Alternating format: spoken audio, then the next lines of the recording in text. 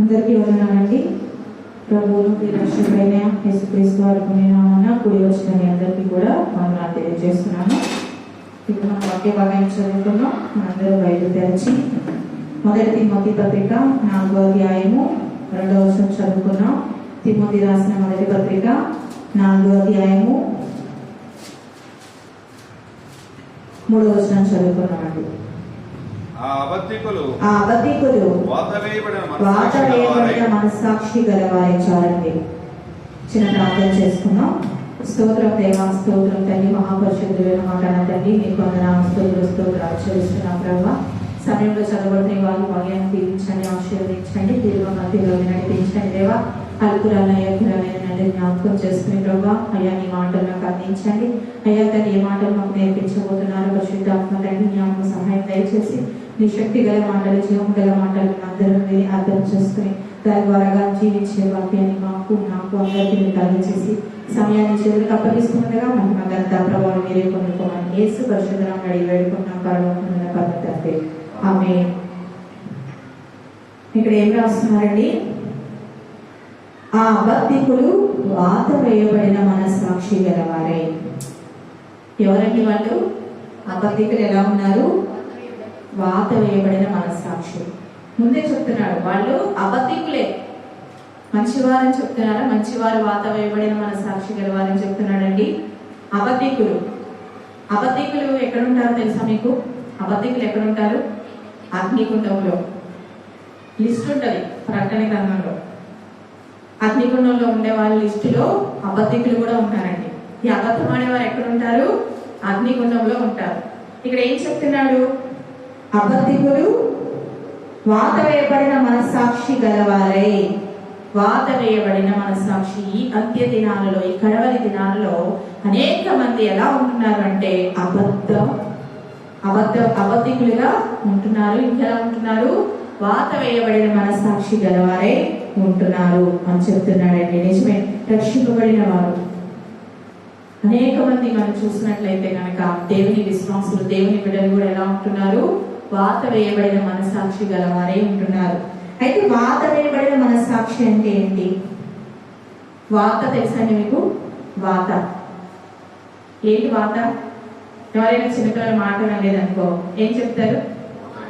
వాత వేస్తారు. ఏ వాత? అట్ల కాడ కాల్చి ఏమేస్తారు? వాత వేస్తారు. వాత వేసిన వెంటనే పోతుందండి? పోదు కదా, అది అలానే ఉండిపోతుంది, మర్చిపడిపోతుంది కదా. వాత వేయబడిన మనస్సాక్షి. మనలో ఒక మనస్సాక్షి, ప్రతి ఒక్కరికి మనస్సాక్షి ఉంటుందా ఉండదండి? ప్రతి ఒక్కరికి మనం కనిపించే రూపం ఒకటైతే లోపల ఇంకో రూపం ఉంటుంది. ఉంటారు. ఇప్పుడు పైకి నేను చూసినప్పుడు మీరు ఎలా ఉంటారు? మంచిగా ఉన్నారు, మంచి బట్టలు వేసుకుని మంచిగా రెడీ అయ్యి ఎంత నీట్ గా ఉన్నారో. మనిషి అంటే ఇలా ఉండాలి. చాలా మంది చెప్తారు కదా, మన పిల్లలకి అల్లరి చిల్లరగా తిరుగుతున్నా గానీ ఏం చెప్తారు? మన పక్కింటో లేదు ఇంటో మంచిగా ఉన్నారని ఏం చెప్తారు? రే వాడు చూసి బుద్ధి తెచ్చుకోరా, ఆ అమ్మాయిని చూసి బుద్ధి తెచ్చుకో, అది కూడా ఎంత చక్కగా ఉన్నారో అని చెప్తా ఉంటారు. కానీ మన హృదయంలో ఏమవుతుందో తెలుస్తుందండి? వారు ఏ విధమైన మనస్సాక్షి కలిగి ఉన్నారు, వారు ఏ విధంగా ఉంటున్నారో మనకి ఏమో తెలుస్తుందా? తెలియదు. పైకి మాత్రం చక్కగా కనిపిస్తారు, వారి మనసు ఎలా ఉంటుందో మనకు తెలియదు. వాత వేసిన తర్వాత వాత బొమ్మతో తగ్గుతుందా? తగ్గదు. దాని మచ్చ, దాని ప్రభావం కొన్ని రోజుల వరకు అలాగే ఉంటుంది. ఇక్కడ ఎక్కడైనా కాలిందనుకోండి, వాత పడింది అనుకోండి, మనకి ఆ మచ్చ చాలా రోజులు పోవాలండి, అలాగే ఉండిపోతుంది. వాత వేయబడిన మనస్సాక్షి అంటే వారి హృదయం ఎలా ఉంది అంటే మచ్చతో, డాగుతో, కలంకంతో నిండుకుని ఉంది. వారి మనసంతా ఎలా ఉంది? మంచిగా లేదు, చెడిపోయి ఉంది. చెప్పాలంటే చెడ్డ మనసు కలిగి ఉన్నారు, మనస్సాక్షి కలిగి ఉన్నారు. వారు కనిపించేది ఒకటి, వారు చేసేది ఇంకోటి అని బైబిల్ గ్రంథం మనకు తెలియజేస్తుంది.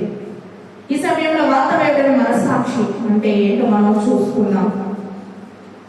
రోమిలకు రాసిన పత్రిక 7వ అధ్యాయం 15వ వచనం కనుక మనం చదువుకున్నట్లయితే, రోమిలకు రాసిన పత్రిక 7వ అధ్యాయం 15వ వచనం చదువుకుందామండి. ఏలయనగా నీవు చేయనది నేను ఎరుగుదును, నేను చేయనది నేను ఎరుగుదును, నేను చేయ నిశ్చయించినది చేయక ద్వేషించుచున్నది చేయుచున్నాను. ఇక్కడ ఏం చెప్తున్నాడండి? ఏలయనగా నేను చేయనది నేను ఎరుగుదును, నేను చేయ నిశ్చయించినది చేయక ద్వేషించినదే చేస్తున్నాను. నేను ఎరుగను. ఏమంటున్నాడు? నేను ఏం చేస్తున్నానో నేను ఎరుగను. కానీ ఇక్కడ కింద కూడా చెప్తున్నాడు ఏమని? నేను చేయ నిశ్చయించున్నది చేయగా ద్వేషించున్నదే చేయించున్నాను. అంటే నేను ఏం చేయాలనుకుంటున్నానో అది చేయట్లేదు, ఏం చేయకూడదు అనుకుంటున్నానో అది చేస్తున్నాడు. ఇప్పుడు మన పిల్లలే చెప్తారు, నేను అక్కడికి వెళ్ళకు, అక్కడ ప్రమాదం ఉందంటే వాడు ఏం చేస్తాడండి? అక్కడికే వెళ్తాడు. అవునా కదా? ఎందుకు మమ్మీ వెళ్ళొద్దండి, ఎందుకు పని చేయొద్దండి అని ఏమైనా అర్థం చేసుకుంటాడా? మమ్మీ నా మంచి కోసం చెప్పింది, డాడీ నా మంచి కోసం చెప్పారు కాబట్టి నేను ఆ పని చేయకూడదు అనుకుంటారు పిల్లలు? అనుకోరండి. ఏ పని అయితే చేయొద్దన్నారో ఆ పనే చేస్తాడు. ఇక్కడ అపోస్తలుడైన పౌలు గారు అదే చెప్తున్నారు. తన ఆత్మ ఏం చేస్తుంది, తన హృదయం ఎలా ఉంది? నువ్వు ఈ పని చెయ్యొద్దు అంటే అదే చేస్తున్నాడు. నేను మంచి పనులు చేయాలి, మంచిగానే ఉండాలి, అందరితో కలిసిమెలిసి ఉండాలి అనుకుంటే ఉండగలుగుతున్నాడా? ఉండలేకపోతున్నాడు. ఈనాడు అనేక మంది అలాగే జీవిస్తున్నారండి. దేవుని వాక్యం ప్రకటింపబడుతున్నప్పుడు ఎవరైనా ఒక విషయాన్ని చెప్పినప్పుడు ఏమనుకుంటారు? నేను ఎలా ఈ రోజు ఈ తప్పు చేయకూడదండి, ఏం చేయకూడదు, ఈ తప్పు చేయకూడదు, నేను యథార్థంగా ఉండాలి, మంచిగా ఉండాలి. ఎందుకంటే అందరూ నన్ను పెడుతున్నారు, అందరూ అసలు అసహించుకుంటున్నారు. అమ్మో నేను ఈ విధంగా ఉండకూడదు, నేను మంచి పనులు చేయాలి, మంచి ప్రవక్తలుగానే ఉండాలి, అందరితో గుర్తు అనిపించుకోవాలి అని అనుకుంటారు. అదంతా ఎందుకంటే కుక్క తెలుసు కదా మనకి. కుక్కదాకా ఏంటి? వంకరే కదండి. అది అనుకుంటారంట నేను ఎప్పటికీ కూడా తప్పు చేయకూడదు, ఏమనుకూడదు అనుకుంటారంట. కానీ కాసేపటికి ఏమవుతుంది? అది మళ్ళీ దాని పని చేస్తూనే ఉంటుంది. కుక్కదాక వంకర. అలాగే మనిషి హృదయం ఎలా ఉంది? వంకరగా ఉంది. అలాగే కొరింథీయులకు రాసిన మొదటి పత్రిక 15వ అధ్యాయం 31వ వచనం కనుక మనం చదువుకున్నట్లయితే, కొరింథీయులకు రాసిన మొదటి పత్రిక 15వ అధ్యాయము 31వ వచనం అండి. సహోదరులారా, మన ప్రభు అయిన క్రీస్తు యేసునందు మిమ్మును గూర్చి నాకు కలిగి ఉన్న అతిశయము తోడు నేను దినదినమును చనిపోతున్నాను అని చెప్పుదును. ఇక్కడ ఏం చెప్తున్నాడు అపోస్తలుడైన పౌలు గారు? మనము చేసిన పాపం ఇక్కడ ఏం చెప్తున్నాడు ఆయన? ప్రభు అయిన యేసుక్రీస్తునందు మిమ్మును గూర్చి నాకు కలిగి ఉన్న అతిశయము తోడు నేను దినదినము చనిపోతున్నాను. ఎందుకు చనిపోతున్నాడు? వాళ్ళు చేసిన తప్పులు బట్టి, అపరాధములు బట్టి ఏం చేస్తున్నాడంటే తను మిమ్మల్ని బట్టి నేను విజ్ఞాపన చేస్తున్నాను, మిమ్మల్ని బట్టి నేను చనిపోతున్నాను. ఒక సేవకునిగా ఏం చేస్తున్నాడండి? ఒక విశ్వాసి పట్ల ఏం చేస్తున్నాడు? చనిపోతున్నాడు. భారం కలిగి ఉన్నాడు, ఆత్మ పట్ల భారం కలిగి ఉన్నారు. ఏం చేస్తున్నారంటే వాళ్ళందరూ కూడా పాపంలో జీవిస్తున్నారు, పాపంలో పడిపోయారు, వాదన వేయబడిన మనసాక్షి గల వారిగా వారు జీవిస్తూ ఉన్నారండి. ఈనాడు అనేక మంది మానవుల్లో ఈ వార్త వేయబడిన మనసాక్షి ఏ విధంగా పనిచేస్తుందో అనే విషయాలు మనం 7 విషయాలు మనం నేర్చుకుందామండి. 7 విషయాలు మనం నేర్చుకుందాం. మొదటిది నిర్దోషమైన మనస్సాక్షి. ఏంటండి? నిర్దోషమైన మనస్సాక్షి అంటే నిర్మలమైనది, స్వచ్ఛమైనది, నిష్కపటమైన మనస్సాక్షి మనం కలిగి ఉండాలి. లేకపోతే ఇవి కలిగి లేకపోతే మనలో ఏమన్నట్టు? వాత వేయబడిన మనస్సాక్షి మనం కలిగి ఉన్నాం. వాత వేయబడిన మనస్సాక్షి మనకుందా? మళ్ళీ మనకు డౌట్ కదండి, నాది వాత వేయబడిన మనస్సాక్ష, నిర్మలమైన మనస్సాక్ష? మనకు పెద్ద డౌట్ కదా, అవునే కదా? మనం ఏంటో మనకి తెలియడం లేదు, మనం ఎలా ఉంటాం మనకు తెలియడం లేదు. చూద్దాం, నిర్దోషమైన మనస్సాక్షి కలిగి మనం ఉంటున్నామా లేదా అనే విషయాన్ని మనం చూద్దాం. అపోస్తల కార్యములు 24వ అధ్యాయము 16వ వచనం చదువుకుందాం.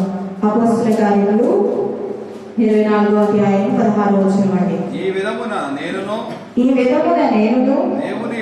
దేవుని ఎడలను మనుషుల ఎడలను ఎల్లప్పుడూ నా మనస్సాక్షి నిర్దోషమైనదిగా ఉండునట్లు అభ్యాసం చేసుకొనుచున్నాను.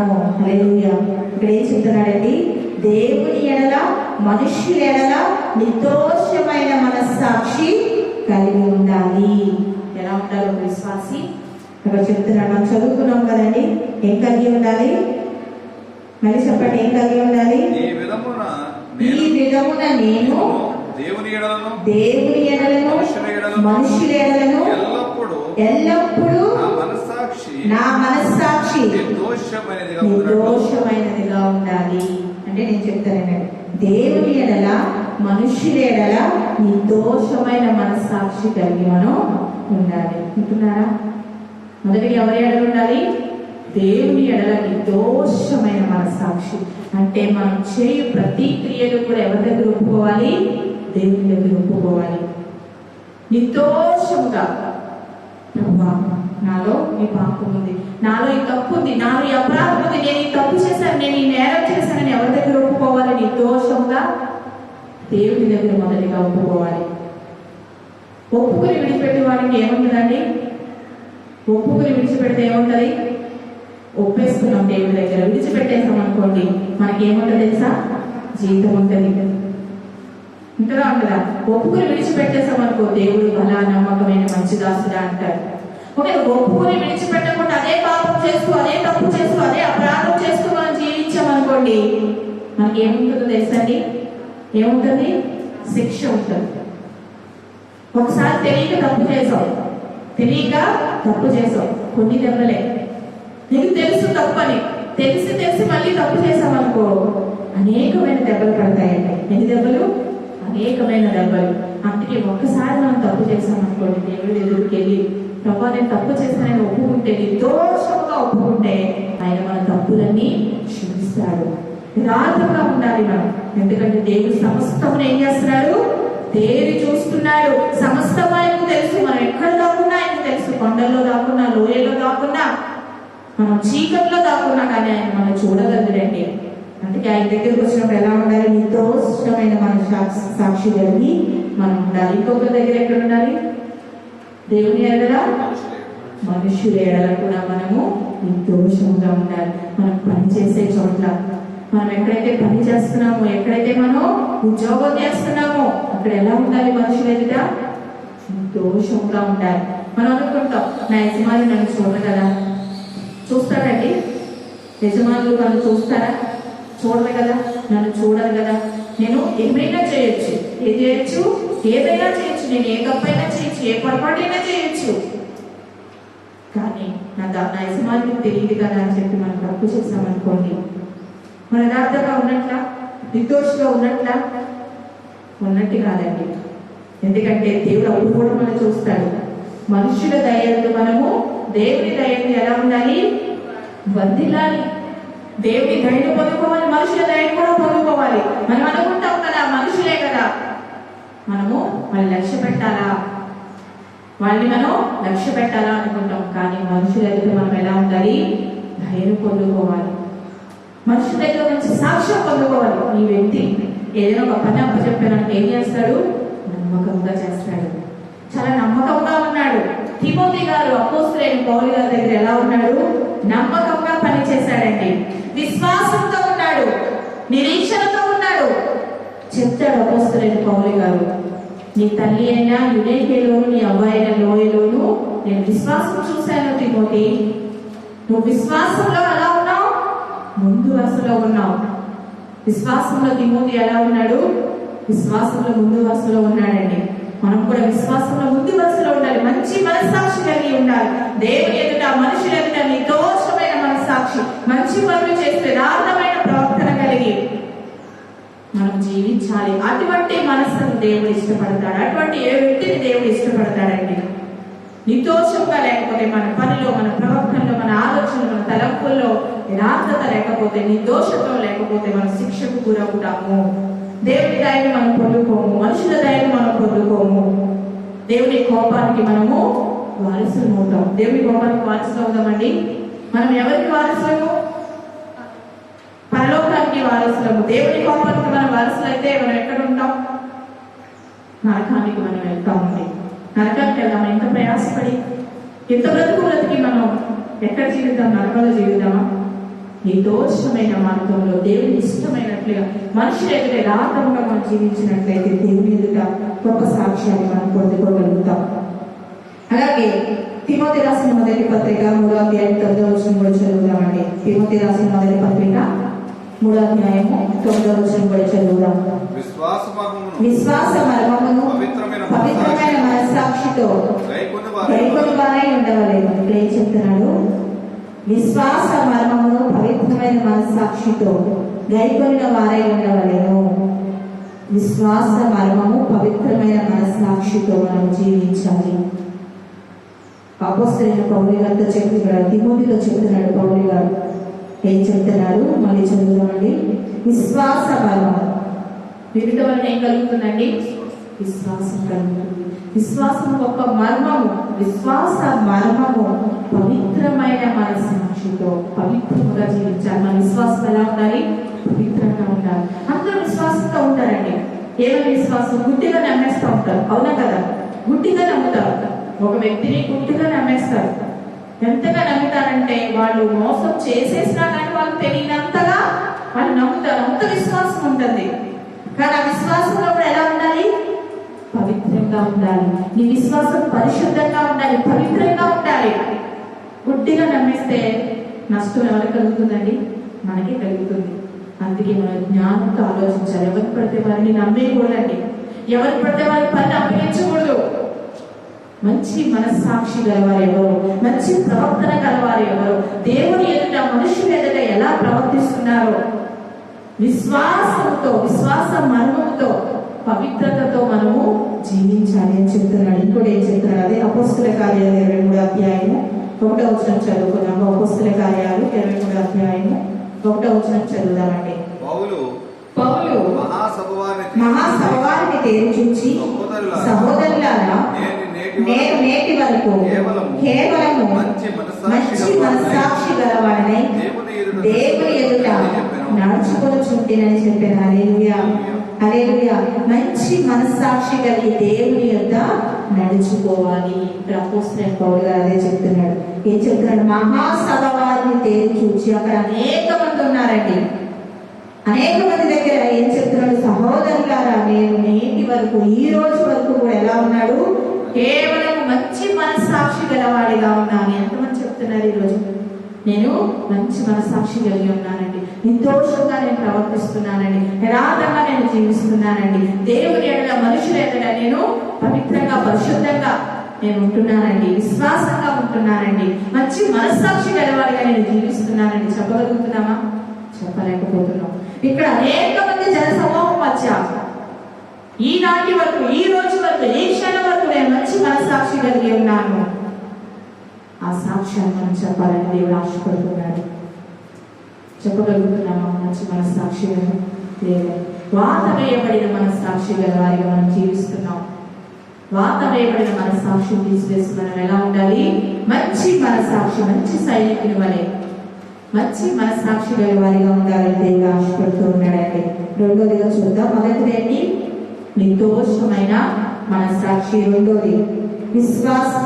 రెండోది శుద్ధీకరింపబడిన మనస్సాక్షి. ఇప్పుడేనండి, శుద్ధీకరింపబడిన మనస్సాక్షి గలవారే మనం ఉండాలి. ఎబ్రీయులకు రాసిన పత్రిక 10వ అధ్యాయం 2వ వచనం చదువుకున్నాం. ఎబ్రీయులకు రాసిన పత్రిక 10వ అధ్యాయం 2వ వచనం చదువుకున్నామండి. అలాగు చేయగలిగిన ఒక్కసారి శుద్ధపరచబడిన తర్వాత వారి మనస్సాక్షికి పాపజ్ఞప్తి ఇంకా ఉండదు కనుక వాటిని అర్పించుట మానుదురు కదా. చాలండి. ఇక్కడ ఏం చెప్తున్నాడండి? శుద్ధీకరింపబడిన మనస్సాక్షి, కల్మషము లేని మనస్సాక్షి శుద్ధీకరింపబడిన తర్వాత పాపజ్ఞప్తి. ఏమనుకున్నది? చేసిన పాపం మళ్ళీ మనము జ్ఞాపకం చేసుకోకూడదు. ఎప్పుడు చేసుకోకూడదు?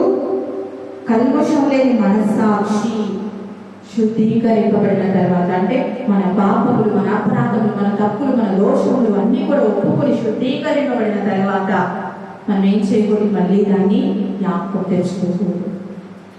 ఇక్కడ అదే చెప్తున్నాడు. మళ్ళీ నువ్వు నీ పాపపు స్థితిని జ్ఞాపకం తెచ్చుకోకు. ఒక్కసారి ఎప్పుడైతే యేసు ప్రభువుని సొంత రక్షకుడిగా అంగీకరించి ఈ లోక మర్యాద చొప్పున నడుచుకోక, ఈ లోకానుసారమైన జీవితము జీవించకుండా, నా పాపములు, నా దోషములు, నా అపరాధములు అన్ని కూడా ఒప్పుకొని విడిచిపెట్టి ఎప్పుడైతే దేవుని యందు మనం ఒప్పుకుంటామో, నీటి బాప్తిసం ద్వారా దేవుని బిడ్డలుగా మనం స్వీకరింపబడతాము, మరల ఏం చేయకూడదు?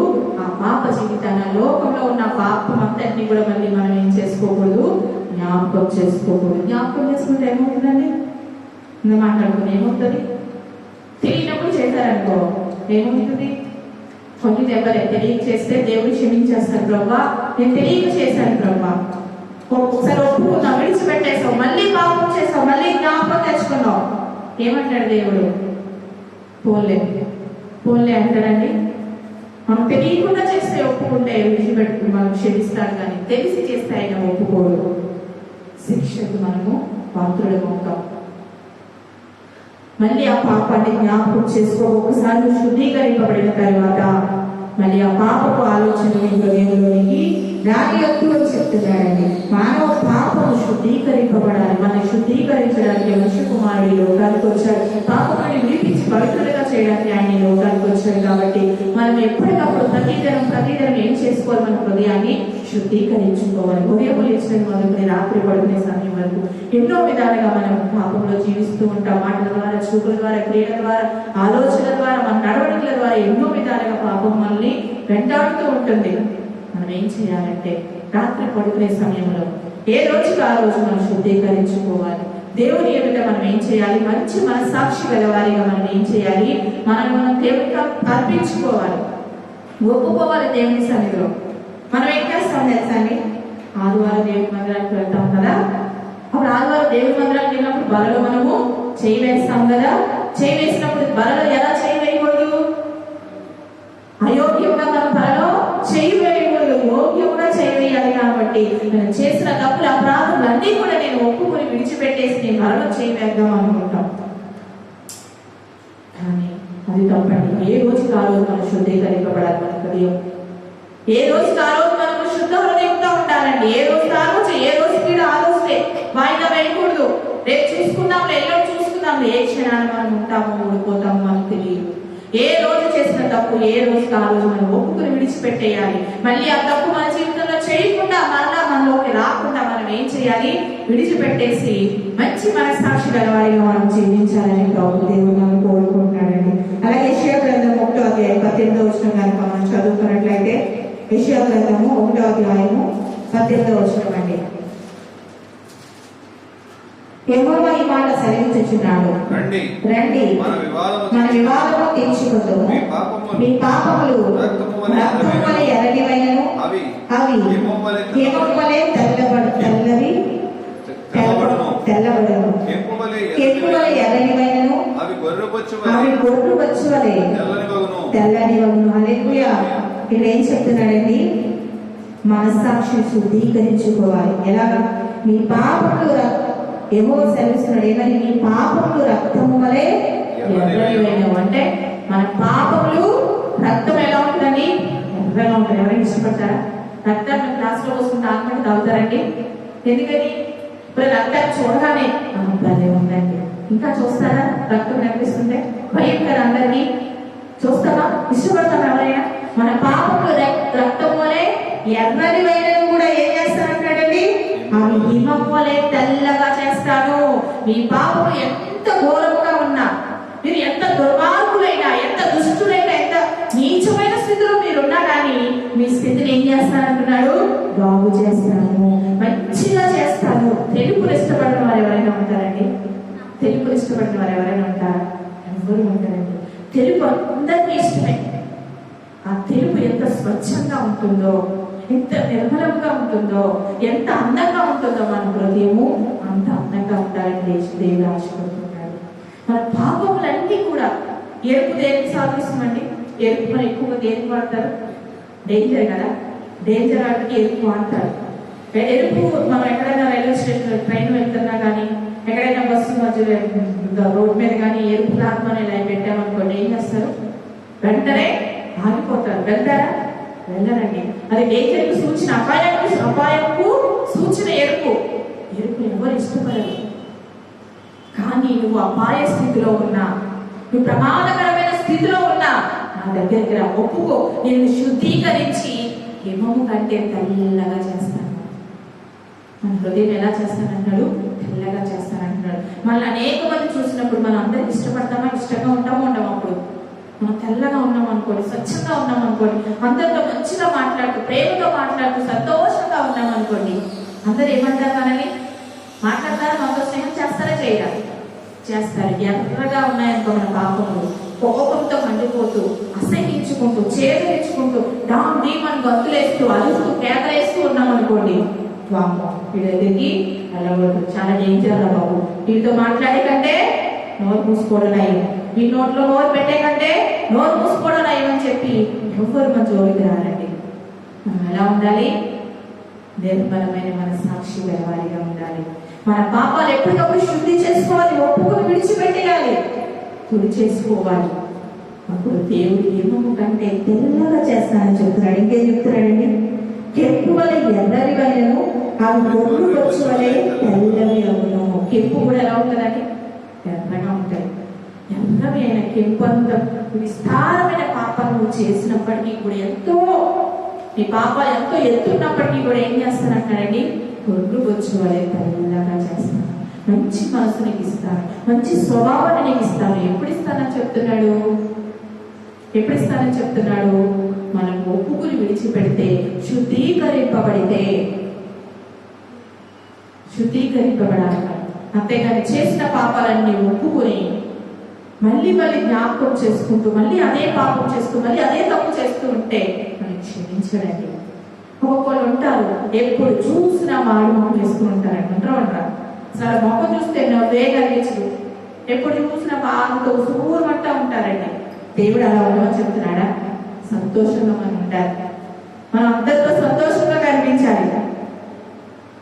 సంతోషంగా మనం కనిపిస్తే అందరూ మనం ఏం చేస్తారు? ప్రేమిస్తారు కదండి. ప్రేమించాలి. మనం వాళ్ళకి ఏ బంగారం ఇవ్వక్కర్లా, ఒక పూట భోజనం పెట్టక్కర్లేదు, మనం వాళ్ళకి ఏమి డబ్బులు కూడా ఇవ్వక్కర్లా. ప్రేమతో అమ్మ బాగున్నావా, సంతోషంగా పలకరిస్తే వాళ్ళు ఏమంటారండి? మనతో పంచుకుంటారు, మనకి ఏమైనా చెప్తారు. నువ్వు ఎంత బాగా మాట్లాడుతున్నావు అమ్మా, ఎంత బాగా మాట్లాడుతున్నావు అయ్యా. కొంతమంది ఊసురామంటూ ఏదో పోగొట్టుకున్నట్టు మాట్లాడితే వాళ్ళ ఒంట్లో ముత్యాలు కాలిపోతున్నట్టుగా ఉంటారండి. దేవుని బిడ్డలుగా మనం అలా ఉండకూడదు. మంచి మనస్సాక్షి గలవారిగా ఉండాలి. సభ ఎదుట ఎలా ఉన్నాడండి పౌలు గారు? ఈనాటి వరకు, ఈ రోజు వరకు మంచి మనస్సాక్షి కలిగి నేను జీవించాను, మీరు కూడా అట్టి విధంగా జీవించండి అని చెప్తున్నాడండి. రెండోది ఏంటండి? శుద్ధీకరింపబడిన మనస్సాక్షి గలవారిగా మనం ఉండాలని దేవుడు ఆశపడుతున్నాడు. శుద్ధీకరింపబడకపోతే మనం ఎలా ఉంటాము? వాత వేయబడిన మనస్సాక్షి గలవారిగానే మనం జీవిస్తామండి. మూడోది చెప్పుకుని అనుభవించుకుందాం. మంచి మనస్సాక్షి ఏంటండి? మంచి మనస్సాక్షి చూద్దాం. అపోస్తలుగా ఇప్పుడు మనం చదువుకున్నాం కదండి మంచి మనస్సాక్షి గలవారి. మొదటి తిమోతి పత్రిక 1వ అధ్యాయము 13వ వచనం చదువుకున్నాం. మొదటి తిమోతి 1:13. పూర్వము దోషకుడను హింసకుడను హానికరుడైన నన్ను తన పరిచర్యకు నియమించి నమ్మకమైన వారిగా ఎంచినందుకు నన్ను బలపరిచిన నా ప్రభువైన క్రీస్తు యేసుకు కృతజ్ఞుడనై తెలియక అవిశ్వాసం వలన చేసి తిని కనుక కనికరింపబడితిని. ఇక్కడ ఏం చెప్తున్నాడండి అపోస్తలుడైన పౌలు గారు? ఏం చెప్తున్నాడు? పూర్వము దోషకుడను హింసకుడను హానికరుడను. ఎలా ఉన్నాడంటే అపోస్తలుడైన పౌలు గారు? ఇందాక విషయంలో ఏం చెప్తున్నాడు? సభవారి అందరి ఎదుట ఎలా ఉన్నానని చెప్తున్నాడు? నిర్దోషంగా ఒప్పుకుంటున్నాడు, నేను మంచి మనస్సాక్షి గలవాడిగా ఉన్నానని. ఇక్కడ మూడోదిగా మంచి మనస్సాక్షి కలిగి ఉండాలని దేవుడు కూడా మనతో చెబుతున్నాడండి. ఎలా ఉండాలి? వాత వేయబడిన మనస్సాక్షిగా మీరు ఉండకూడదు, మంచి మనస్సాక్షి గలవారిగా మీరు ఉండాలి. మంచి మనస్సాక్షి గలవారిగా ఉండాలంటే మనం ఏం చేయాలి? ఇక్కడ ఏం చేస్తున్నాడు అపోస్తలుడైన పౌలు గారు? పూర్వము దోషకుడను హింసకుడను హానికరుడైన నన్ను తన పరిచర్యకు నియమించిన నమ్మకమైన వారిగా ఎంచినందుకు నన్ను బలపరిచిన మన ప్రభువైన యేసుక్రీస్తు కృతజ్ఞుడనై ఉన్నాము. తన పాత స్థితి ఏం చేస్తున్నాడండి? ఒప్పుకుంటున్నాడు. ఇందాక ఏం మాట్లాడుకున్నాం? మనం పాపము చేసిన పాపాన్ని మళ్ళీ ఏం చేయకూడదు, మనం జ్ఞాపకం తెచ్చుకోకూడదు, దాంట్లో పాలుపప్పులు మనం పొందకూడదని చెప్పుకున్నాం. కానీ ఇక్కడ ఏం చేస్తున్నాడు? నేను ఇంతకుముందు ఎలా ఉండేవాడో తెలుసా? సాక్ష్యం ఇస్తున్నాడండి. ఏమిస్తున్నాడు? సాక్ష్యం ఇస్తున్నాడు. ఎందుకంటే మంచి మనస్సాక్షి గల వారు ఇతరులకు సాక్షిగా జీవించగలుగుతారు. ఇతరులకు చెప్తున్నాడండి. ఏం చెప్తున్నాడు? అయ్యా, నేను ఇంత ముందు హింసకుడును, దోషకుడును, హానికరుడును, నేను మంచోడి కాదయ్యా. ఏం కాదు, నేను మంచోడి కాదు. ఎవరైతే దేవుని ఆరాధించేవారు, ఎవరైతే దేవుని బిడ్డలుగా ఉన్నారో యూదులనేటి వారిని బంధించి శిక్షించి చంటి పిల్లలను కూడా చూసేవాడు కాదు, దరిద్ర స్త్రీలను కూడా చూసేవాడు కాదు, బయటికి ఈడ్చి లాక్కొచ్చేసేవాడు. అంతగా వారిని హింసించేవాడు, హింసకులను దోషకులను దూషించేవాడు, హానికరుడు వాళ్ళకి హాని చేసేవాడండి. కానీ ఇప్పుడు ఎలా ఉన్నానని చెప్తున్నాడు? మంచి మనస్సాక్షి కలిగి నేను క్రీస్తును పోలి నడుచుకున్నట్లు మీరు కూడా నన్ను పోలి నడుచుకోండి. ఏం చెప్తున్నాడు ఆయన? క్రీస్తును పోలి నడుచుకున్నాడండి. మనం కూడా ఎవరిని పోలి నడుచుకోవాలి? అపోస్తలుడైన పౌలు గారిని పోలి నడుచుకోవాలి. ఇక్కడ ఆయన ఒప్పుకుంటున్నాడు, పాపపు జీవితాన్ని ఒప్పుకుంటున్నాడు, గొప్ప సాక్షిగా నిలబడుతున్నాడు దేవుని ఎదుట. నేను ఇలా నిలబడ్డానంటే నా గొప్పతనం కాదు, కిందనే చెప్తున్నాడండి. నన్ను బలపరిచిన ప్రభువైన యేసు క్రీస్తును బట్టి కృతజ్ఞత కలిగి ఉన్నాడండి. అయ్యో, నేను ఎంత స్థితిలో ఉన్నప్పటికీ దేవుడు నన్ను విడిచిపెట్టలేదు. నన్ను పిలుచుకున్నాడు, తన పరిచయకు పిలుచుకున్నాడు, తన పనిలో నన్ను పిలుచుకున్నాడు. నేను ఆయనకి ఎంతో ద్రోహం చేశాను, ఎంతో అన్యాయం చేశాను, కానీ నన్ను ఆయన విడిచిపెట్టలేదు. నేను ఎంతగా కృతజ్ఞతలు చెల్లించిన ఆయన రుణం నేను తీర్చగలను. నా జీవితం అంతా కూడా నేను ఆయనకి కృతజ్ఞతనై ఉంటాను. ఇక్కడ పాపం స్థితిని జ్ఞాపకం చేసుకుని మళ్ళీ అదే పని చేస్తున్నాడండి. జ్ఞాపకం చేసుకుంటున్నాడు కానీ ఏం చేస్తున్నాడు? పాపంలో జీవించట్లా. నా స్థితి మారిపోయిందని సాక్ష్యం చెప్తున్నాడు. మంచి మనస్సాక్షి గలవారు ఏం చేస్తారంటే ఇతరులకు సాక్షిగా నిలబడతారు. మనం ఇతరులకు సాక్షిగా నిలబడాలి. ఎప్పుడు నిలబడతాం? మనలో ఏ లోపము లేనప్పుడు, మనలో ఏ కలకము లేనప్పుడు, నిర్దోషమైన మనస్సాక్షి కలిగి మనం ఉన్నప్పుడు, మన పాపములని క్షమింపబడి తెల్లగా మనం మారిపోయినప్పుడు, స్వచ్ఛంగా మన మనసు ఉన్నప్పుడు మనం అనేక మందికి సాక్ష్యం చెప్పగలుగుతాం. నా దేవుడు నా పట్ల ఇంత గొప్ప కార్యం చేశాడు, నీ పట్ల కూడా దేవుడు గొప్ప కార్యం చేయబోతున్నాడు, చేస్తాడు అని సాక్ష్యం చెప్పగలుగుతాం. సాక్ష్యం చెప్పలేకపోతున్నామంటే మనలో ఏముంది? వాత వేయబడిన మన సాక్ష్యం మనలో ఉందని గుర్తుపెట్టుకోవాలండి. ఏ మన సాక్షి ఉంది?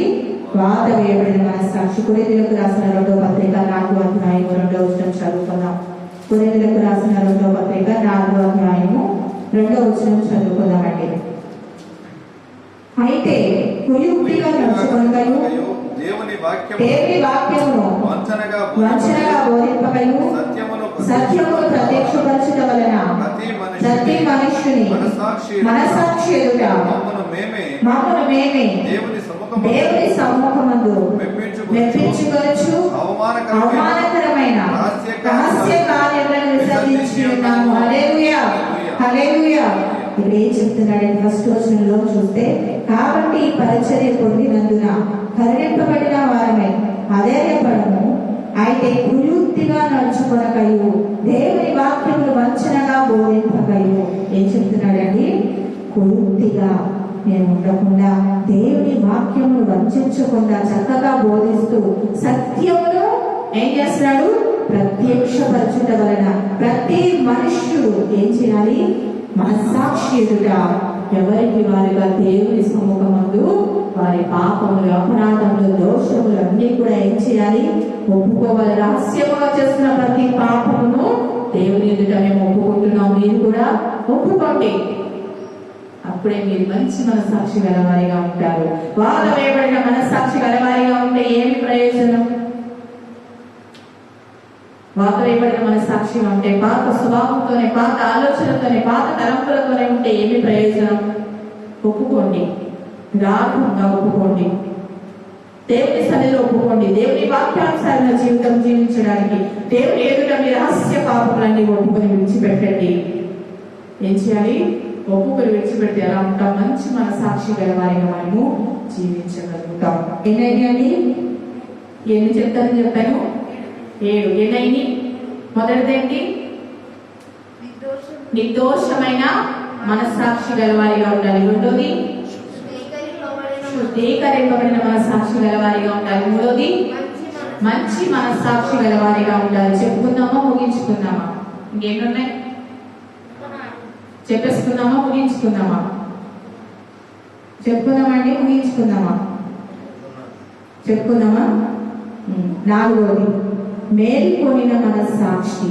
మేల్కొనిన మనస్సాక్షి గలవారై ఉండాలి. యోహాను సువార్త 8వ అధ్యాయం 9వ వచనం.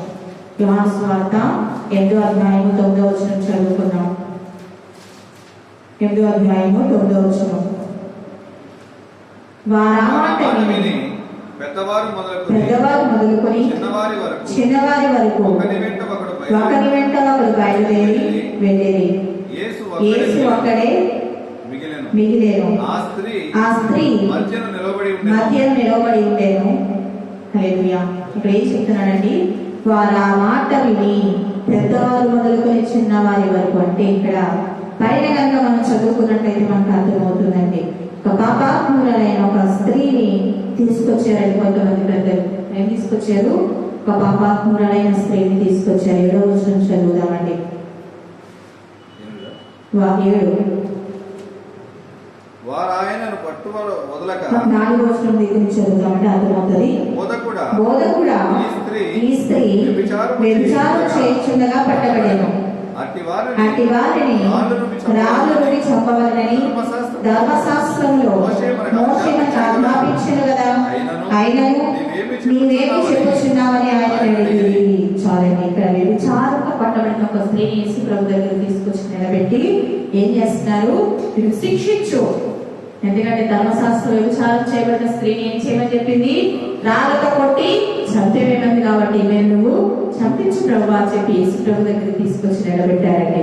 మా యేసు ప్రభు చెప్తాడు కదా, మీలో పాపం లేని వారు మొదటి రాయి ఆమె మీద వేయమన్నప్పుడు వాళ్ళు ఎవ్వరు కూడా, మనం ఇప్పుడు చదువుకున్నాం కదా, వారు ఆ మాట విని యేసు ప్రభు ఎప్పుడైతే మీలో పాపం చేయలేని వాడు మొదటి రాయి వేయమని అన్నారో ఆ మాట విని పెద్దవారు మొదలుకొని చిన్నవారి వరకు ఒకరి వెంట ఒకడు బయటికి వెళ్ళిపోయి. ఎక్కడికి వెళ్ళిపోయారండి? బయటికి వెళ్ళిపోయారు. ఎవరైనా ఉంటారండి పాపం చేయని వాళ్ళు? ఎవరు ఉంటారండి? అందరూ పాపం చేసిన వాడే. మనందరూ పాపమైన పరిశుద్ధ గ్రంథం చెప్తుంది, నీతిమంతుడు లేడు, ఒక్కడు లేడు, అందరూ పాపం చేసి ఆయన ప్రేమించి మహిమను పొందుకోలేకపోతున్నారని దేవుని వాక్యం సెలవిస్తుంది. అక్కడ దేవుడు చెప్తున్నాడు, మీలో పాపం లేని వారు రాయండి అంటే అందరూ ఒకరి తర్వాత ఒకరు బయలుదేరి వెళ్ళిపోయారండి. తర్వాత ఏం చేస్తున్నాడు దేవుడు? ఆ స్త్రీ మధ్య నిలిచి ఉండేను. యేసు తల ఎత్తి చూచి, అమ్మా, వారు ఎక్కడ ఉన్నారు? ఎవరు నేను శిక్షింపలేదా అని అడిగారు. ఆమె లేదు అని చెప్పిన. అందుకు యేసు, నేను నీకు శిక్ష విధింపను, నీవు వెళ్ళి ఇక పాపము చేయకము. యేసు ప్రభు అడుగుతున్నాడు, ఎవరు శిక్షించలేదమ్మా? ఎవరు శిక్షించలేదని అందరూ వెళ్ళిపోయారు. అయితే నేను కూడా నేను శిక్షించను. నువ్వు ఈ రోజు నుంచి ఏం చేయకు, పాపం చేయొద్దు, వెళ్ళిపో. యేసు ప్రభు ఎంత సింపుల్ గా చెప్పాడంటే మనం వెంటనే వస్తామా? ఎవరైనా తప్పు చేశారని మనకు తెలిసిందనుకోండి, ఎవరైనా దొంగతనం చేశారని తెలిసిందనుకోండి, ఎవరైనా ఏదైనా చేశారని తెలిసిందనుకోండి, మనం ఏం చేస్తాం? మొత్తం తిట్టేస్తాం. తిడతామా లేదా? మొత్తం తిట్లు మొదలు పెడతా ఉంటారు కొంతమంది. యేసు ప్రభు తిట్టాడండి, ఎట్లా? నేను కూడా నిన్ను శిక్షించానమ్మా, నువ్వు పాపం చేయకు. ఎంతో సౌమ్యంగా, ఎంతో రమ్యంగా, ఎంతో ప్రేమతో ఆమెతో చెప్పాడండి. ఆ రోజు నుంచి ఆ స్త్రీ పాపం చేయాలి. యేసు వెంబడించింది, యేసు సాక్షిగా నిలబడింది. యేసు ప్రేమ ఎలా ఉంటుందండి? మనుషుల ప్రేమ ఎలా ఉంటుంది? ఎవరైనా ఒక పాపం చేశారంటే, వ్యభిచారం చేశారంటే వాళ్ళకంటే ఎక్కువగా మనం ఏం చేస్తాం? వాళ్ళతో మాట్లాడుకుని వాళ్ళ గురించి మాట్లాడి వారికంటే ఎక్కువగా పాపం మనమే చేస్తాం. పాపం చేసిన వారికంటే చెప్పుకున్న వారు, మాట్లాడుకున్న వారు, ప్రేరేపించిన వారు ఎక్కువ శిక్ష అనుభవిస్తారండి. ప్రేమతో నేను కూడా ఎక్కువ శిక్షించినమ్మా, వెళ్ళిపో అని ప్రేమతో పంపించాడండి. మేలుకునే మనస్సాక్షి ఏముండాలి? మనకి మేలుకునే మనస్సాక్షి కలిగి ఉండాలి. ఎదుటి వారి మీద మాట్లాడితే మనము నిందలు వేసేవారిగా మనం ఉండకూడదండి. ఎలా ఉండకూడదు? నిందలు వేసేవారిగా మనం ఉండకూడదు. నిందలు వేస్తూ ఉంటాం, ఊరికే మాట్లాడుతూ ఉంటాం ఎదుటి వారి మీద. మనం మెలుకు కలిగి ఉండాలి. మనము వెలుగు సంబంధమా చీకటి సంబంధమా అండి? వెలుగు సంబంధమే కదా. వెలుగు సంబంధం ఎలా ఉంటారు? వెలుగు కలిగి ఉంటారు. చీకటి సంబంధం ఎలా ఉంటారు? ఎప్పుడు నిద్రపోతా ఉంటారు. ఏం జరిగినా వాళ్ళకి పట్టదు, ఏం జరిగినా వాళ్ళకి అనవసరం. సడన్ గా తెలుస్తారు. ఏమంటారండి? వాక్యం చెప్తా ఉంటాం. కాబట్టి హల్లెలూయా అనగానే ఏమంటారు? హల్లెలూయా అంటారు. అవునా అనగానే ఏమంటారు? అవును. ఏమవును తెలియదు. వాళ్ళు మేలుకోలేదు. ఎలా ఉన్నారు? చీకటిలో ఉన్నారు, పాపంలో ఉన్నారు. మనం పాపంలో లేవు. ఎక్కడున్నాం? వెలుగు సంబంధులుగా ఉన్నాం. వెలుగుతున్నాం. మనం ఎలా ఉండాలి? ఎప్పుడు వెలుగు కలిగి ఉండాలి. మెలుగు కలిగి మనం జీవించాలి. మెలుగు కలిగిన మనస్సాక్షి కలిగి మనం ఉండాలి. మనలో మెలుగు కలిగి ఉండడం కూడా ఎంతో మంచిదండి. ఏది పడితే అది నమ్మేయడం, ఏది పడితే అది మనం నిందించడం మనం చేయకూడదు. ఎవరిని పడితే మనం నిందించడం చేయకూడదు. వెలుగు సంబంధులు ఎలా ఉంటారో మంచి మనస్సాక్షి కలిగి ఉంటారు. వెలుగు సంబంధులు మంచి మనస్సాక్షి కలిగి ఉంటారు. మనము వెలుగు సంబంధులుగా ఉండాలంటే మనం మెలుగుని ఉండి దేవుని సన్నిధిలో ఎలా ఉండాలి? మెలుగు కలిగిన జీవితం జీవించే వారిగా మనం ఉండాలి. ఇంకోటి కనుక మనం చూసుకున్నామండి, 5వది తృప్తి పొందిన మనస్సాక్షి కలిగి మనం ఉండాలి. ఎలా ఉండాలి? తృప్తి కలిగిన మనస్సాక్షి గల వారిగా మనం ఉండాలి. కొరింథీయులకు రాసిన మొదటి పత్రిక 10వ అధ్యాయము, కొరింథీయులకు రాసిన మొదటి పత్రిక 10వ అధ్యాయము 25వ వచనం చదువుతున్నామండి. అన్ని విషయముల యందు నాకు స్వాతంత్రము కలదు కానీ అన్యులు చేయదగినవి కావు. అన్నిటి యందు నాకు స్వాతంత్రము కలదు కానీ అన్యులు క్షమాభివృద్ధి కలుగజేయు. ఎవరునూ తన కొరకే కాదు ఎదుటి వారి కొరకు మేలు చేయ చూచుకొనవలెను. మనస్సాక్షి నిమిత్తము ఏ విచారము చేయక కటికవాని అంగడిలో అమ్మినదేదో దానిని తినవచ్చును. తృప్తి పొందిన మనస్సాక్షి అండి. ఎన్నోది? 5వది ఏంటండి? తృప్తి పొందిన మనస్సాక్షి. మనస్సాక్షి నిమిత్తము మనం ఎలా ఉండాలి? తృప్తి కలిగి మనం ఉండాలి. ఇక్కడ ఏం చెప్తున్నాడు చదువుకున్నాం కదా. మనస్సాక్షి నిమిత్తము ఏ విచారణ చేయక కట్టిన వారి అంగడిలో అమ్మినదేదో దానిని తినవచ్చును. తృప్తి కలిగిన మనస్సాక్షి కలిగి మనం జీవించాలి. కొంతమంది తృప్తి ఉండదండి. ఎంత తిన్నా తృప్తి ఉండదు. ఇంకా కావాలి, ఇంకా లేదు అది లేదు ఇది లేదు అని చెప్పేసి ఓకే సరుగుతూ ఉంటారు. తృప్తి కలిగి మనం జీవించాలి. ప్రతి విషయం మీద ఎలా ఉండాలి? తృప్తి కలిగి. ఎవరుంటారు తృప్తి కలిగి? మంచి మనస్సాక్షి కలిగిన వారు ఎలా ఉంటారు? తృప్తి కలిగి జీవిస్తారండి. వాత వేయబడిన మనస్సాక్షి గల వారు ఎలా ఉంటారు? మరి తృప్తి ఉండదు. ఎన్ని తెచ్చిపెట్టినా, భర్త ఎంత మంచివాడైనా, ఎన్ని కొడుకు తెచ్చిపెట్టినా ఏమంటారానే? అది లేదు ఇది లేదు అంటానే ఉంటుందండి. మంచి మనస్సాక్షి కలిగిన వారు ఎలా ఉంటారు? తృప్తి కలిగి జీవిస్తారండి. ఈ లోకంలో తృప్తి కలిగిన వారు ఎవరు ఉండరండి? ఉంటారండి. తృప్తి దేనికి తృప్తి లేదండి. ఇంకా కావాలి, ఇంకా పొందుకోవాలి, ఇంకా చేయాలి, ఏదో సంపాదించాలి అని ప్రయాసపడుతూ వారి ప్రాణాన్ని కూడా లెక్క చేయకుండా కష్టపడే వారిని మనం చూస్తూ ఉంటాం. కానీ మనము మంచి మనస్సాక్షి కలిగిన వారు తృప్తి కలిగిన జీవితాన్ని కలిగి ఉండాలని యెషయా గ్రంథం 51వ అధ్యాయం 10వ వచనం. యెషయా గ్రంథం 51వ అధ్యాయం 10వ వచనం అండి. ఆశించిన దానిని ఆకలిగిన వానికి ఇచ్చి శ్రమపడిన వారిని తృప్తిపరిచిన ఎడల చీకటిలో నీ వెలుగు ప్రకాశించును, అంధకారం నీకు మధ్యాహ్నం వలె ఉండును. హల్లెలూయా. ఏం చెప్తున్నాడండి యెషయాభక్తుడు? ఆశించిన దానిని ఆకలిగిన వారికి ఇచ్చి శ్రమపడిన వారికి తృప్తిపరిచిన ఎడల. ఆశించిన దానిని ఎవరికి ఇవ్వాలండి? మనకి ఏదైతే మనం ఆశపడుతున్నామో, మనం ఏదైతే తినాలనుకుంటున్నామో, మనకి ఏదైతే కావాలనుకుంటున్నామో ఎవరికి ఇవ్వాలంట? ఆకలి ఇవ్వని వారికి. ఇస్తామండి? ఇస్తాము. మనకు నచ్చింది ఎవరికైనా ఇస్తాం? అసలు ఎవరికి ఇవ్వం. కానీ ఏం చెప్తున్నారండి? మీరు ఏదైతే ఆశపడుతున్నారో అది పక్కకి ఇవ్వండి. ఎవరైతే ఆకలితో ఉన్నారో, ఎవరైతే అవసరంలో ఉన్నారో వారికి ఇవ్వండి. అప్పుడు మీ ఫలం ఏమవుతుంది? అధికమవుతుంది. మంచి మనస్సాక్షి గల వారు ఏం చేస్తారంటే ఆకలిగా ఉన్న వారికి ఆకలేసిన వాళ్ళకి ఇష్టమైన దానిలో నుంచి ఏం చేస్తారండి?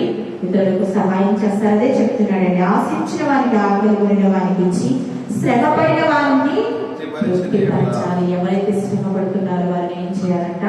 తృప్తిపరచాలి. అప్పుడు ఏమవుతుందని చెప్తున్నాడండి? తృప్తిపరిస్తే చీకటిలోనే వెలుగు ప్రకాశించు. మనం ఎలా ఉంటాం?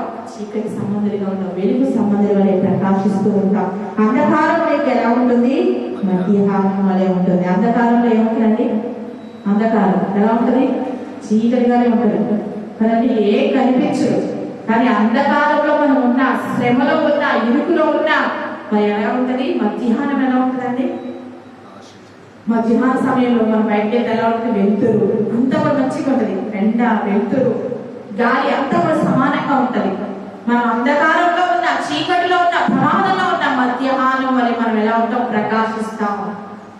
మంచి మనసాక్షి కలిగి ఉంటే గనక, తృప్తి కలిగిన జీవితం కనుక మనం కలిగి ఉంటే గనక, మధ్యాహ్నం వలె మధ్యాహ్నంలో వచ్చే ఆ వాతావరణం ఎలా అయితే ఉంటుందో ఆ విధంగా మన జీవితాలు ప్రకాశవంతంగా ఉంటాయని మనం తెలియజేస్తూ ఉన్నాడండి. ఆరోగ్యంగా చూసుకున్నట్లయితే సాక్ష్యం ఇచ్చిన మనసాక్షి, సాక్ష్యం ఇచ్చిన మనసాక్షి. రోమిలకు రాసిన పత్రిక 2వ అధ్యాయం 15వ వచనం చదువుకున్నాం. రోమిలకు రాసిన పత్రిక 2వ అధ్యాయము 15వ వచనం అండి. అట్టి వారి మనసాక్షి కూడా సాక్ష్యం ఇచ్చుచుండగా వారి తలంపులు ఒకదాని మీద ఒకటి తప్పు మోపుచు లేక తప్పు లేదని చెప్పుచుండగాను ధర్మశాస్త్ర సారము తమ హృదయములందు రాయబడినట్లు చూపుచున్నారు. హల్లెలూయా. ప్రేమ చెప్తున్నాడు, అట్టి వారి మనసాక్షి కూడా సాక్ష్యం ఇచ్చుచుండగాను. ఏ మనసాక్షి? వాత వేయబడిన మనసాక్షి ఏం చేయాలి? సాక్ష్యం ఇవ్వాలి.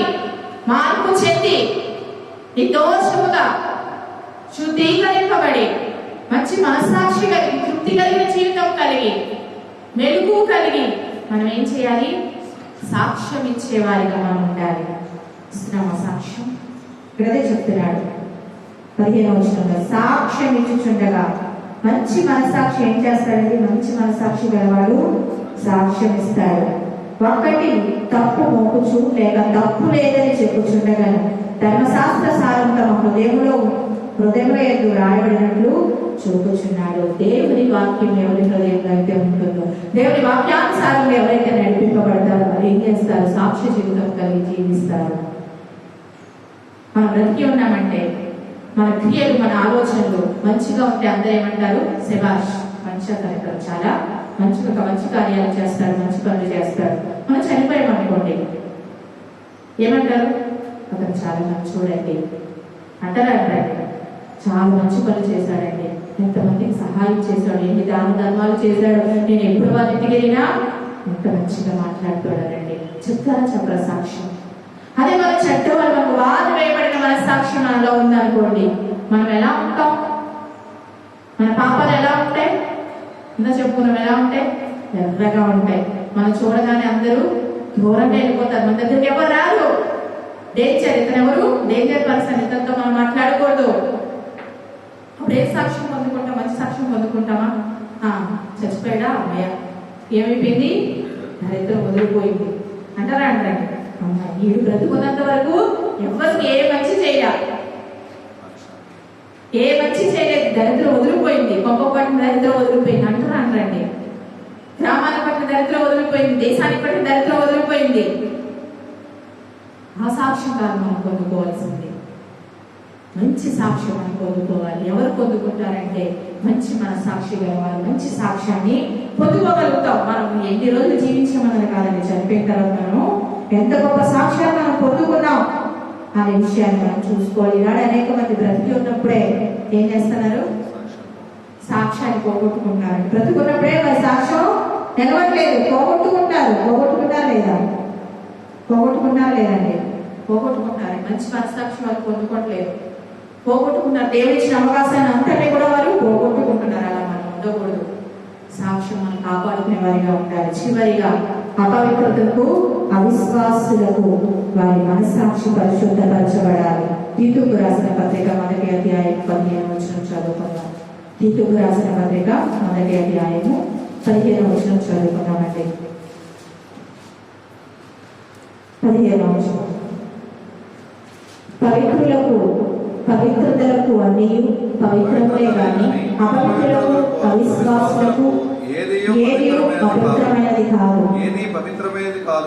పవిత్రమైనది కాదు. వారి మనస్సును వారి మనస్సాక్షి అపవిత్రపరచబడి ఉన్నది. హల్లెలూయా. ఇక్కడ ఏం చెప్తున్నారండి? అపోస్తలుడైన పౌలు గారే చెప్తున్నారు, పవిత్రులకు అన్నీ ఎలా ఉన్నాయి? పవిత్రములే. అపవిత్రులకు, అవిశ్వాసులకు ఏది కూడా పవిత్రమైనది కాదు. వారి మనస్సు, వారి మనస్సాక్షి అపవిత్రపరచబడి ఉన్నది. ఇంత స్పష్టంగా చెప్తున్నాడండి. పవిత్రులకు ఎలా ఉండాలి? అపవిత్రులు ఎలా ఉన్నారు? అపవిత్రులు, అవిశ్వాసులు. పవిత్రులు పవిత్రంగా జీవిస్తున్నారు, అవిశ్వాసులు అవిశ్వాసంగా జీవిస్తున్నారు. అవిశ్వాసులు అవిశ్వాసంతో జోడి కడుతున్నారు. పవిత్రులు పవిత్రులతో సాంగత్యం చేయాలి, పరిశుద్ధులతో సాంగత్యం చేయాలి, విశ్వాసులతో సాంగత్యం చేయాలి. అవిశ్వాసుల జోలికి వెళ్ళకూడదు, అవిశ్వాసులతో సాంగత్యం చేయకూడదు, అపవిత్రత జోలికి వెళ్ళకూడదు. మంచి మనసాక్షి కలిగిన వారు పవిత్రులతో స్నేహం చేస్తారు, మంచి వారితో స్నేహం చేస్తారు, పవిత్రంగా ఉండడానికి ఇష్టపడతారు, అపవిత్రతను అంటించుకోవడానికి ఇష్టపడరు, అపవిత్రులుగా జీవించడానికి ఇష్టపడరు, అవిశ్వాసుల మధ్య సాంగత్యం చేయాలని వారు ఇష్టపడరు. పవిత్రులు పవిత్రులుగానే ఉంటారు, అన్యాయస్తులుగానే తీర్పు తీర్చబడతారు. ఏ లిస్టులో మీరున్నారు?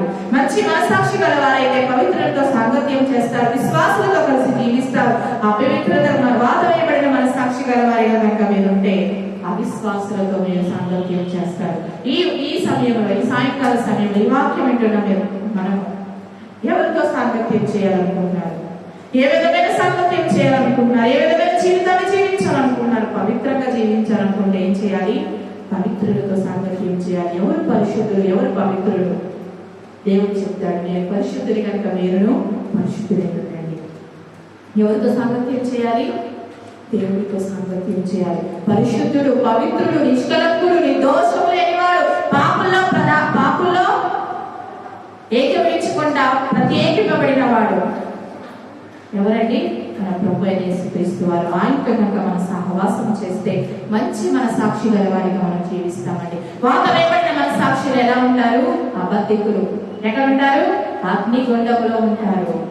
అబద్ధికులతో సహవాసం చేద్దామా? పరిశుద్ధులతో సహవాసం చేద్దామా?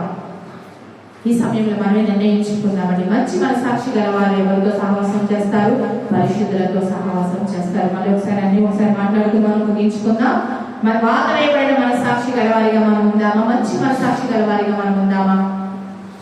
మంచి మన సాక్షి గలవారిగా మనం ఉండాలంటే మొదటిగా ఏం చేయాలి?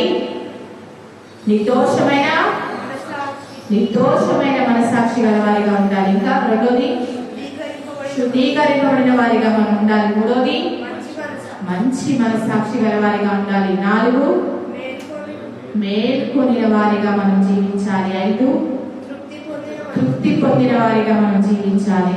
6 సాక్ష్యము కాపాడుకునే వారిగా మనం ఉండాలి. 7 పవిత్రము పరిశుద్ధము గలవారిగా, మంచి మన సాక్షి గలవారిగా మనం ఉండాలి. మంచి మన సాక్షి గలవారిగా ఉండాలంటే 7 కూడా మనలో ఉంటే కనుక మనం మంచి పోరాటం పోరాడి నా విశ్వాసం కడమటించింది.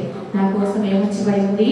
నీతి కిరీటం ఉంచబడి ఉంది. నేను పరిగెడుతూ ఉన్నాను, వెనక్కి చూడరు, ముందుకే పరిగెడతారని అపోస్తలుడైన పౌలు గారు ఏ విధంగా గురి కలిగి ఉన్నారు. మనము కూడా వాత వేయబడిన మన సాక్షిని తీసివేసి మనందరము కూడా మంచి మన సాక్షితో దేవుడు పరుగు పద్యములు ఓపికతో పరిగెడుతూ ఆయన ఇచ్చే బహుమానాన్ని పొందుకున్నాం. దేవుడు అందరికీ తోడేది నడిపించును గాక. ఆమె చిన్న ప్రార్థన చేసుకుందామండి. ప్రతి ఒక్కరూ నేను వాక్యాన్ని బట్టి చిన్న ప్రార్థన చేసుకుందాం. దేవా నీకు వందనాలు, స్తోత్రాలు ప్రభా. వాత వేయబడిన మన సాక్షి ప్రభా. అయ్యా తండ్రి ప్రభా, ఏ విధంగా తండ్రి జీవిస్తాడు ఒక విశ్వాసి? వాత వేయబడిన మన సాక్షి గలవాడిగా ఉంటే ఏ విధంగా ఉంటాడో ప్రభా, ఏ విధంగా జీవిస్తాడో ప్రభా మా ఎదుట మాట్లాడవు తండ్రి. విశ్వాసిగా నీ బిడ్డగా వాత వేయబడిన మన సాక్షి మాలో తీసివేయండి ప్రభా. అయ్యా నీ దోషముగా, పరిశుద్ధంగా, శుద్ధీకరింపబడిన వారిగా ప్రభా, గొప్ప సాక్ష్య జీవితం కలిగిన వారిగా ప్రభా, పరిశుద్ధమైన జీవితం కలిగిన వారిగా అయ్యా మేము తండ్రి ప్రతి దినము ఎదుట నమ్మకస్తులుగా ఉండడానికి మమ్మల్ని సిద్ధపరచండి. మెలుగు కలిగిన వారిగా మేము జీవించాలి. వెలుగు సముద్రం వలె మేము జీవించాలి ప్రభా. మంచి పోరాటము నాయన అయ్యా పోరాడి మా విశ్వాసం కడముట్టించే వారిగా మమ్మల్ని అందరినీ సిద్ధపరచండి ప్రభా. అయ్యా యువతండి ప్రభా నాయన అపవాదికి చోటు ఇవ్వకుండా పాపపు స్థితిలో నుంచి ప్రభా అయ్యా తండ్రి నాయన రక్షింపబడిన మేము తండ్రి, వెలుగులోకి వచ్చిన మేము తండ్రి, మళ్ళీ పాపపు ఆలోచనలు, పాపపు తలంపులు ఏమి జ్ఞాపకం చేసుకోకుండా ప్రభా మంచి మన సాక్షి గల వారిగా మేము జీవించలాగా మా అందరికీ మీరు సహాయం చేయండి ప్రభా. మమ్మల్ని విడిచి వెళ్ళదు, దాటిపోవద్దు. విన్న వాక్యాన్ని ప్రతి ఒక్కరి హృదయాల్లో ఆయన ఎవరు వేసుకుంటూ మంచి మన సాక్షి గల వారిగా గొప్ప సాక్ష్యాన్ని పొందుకునే కృపను నాకు మాకు అందరికీ మీరు కలుగ చేసి మహిమగంతా ప్రభావాలు పొందుకోమని యేసు పరిశుద్ధ నామమున వేడుకుంటున్నాం పరలోకమందున పరమ తండ్రి. ఆమేన్, ఆమేన్, ఆమేన్. అందరికీ వందనాలండి.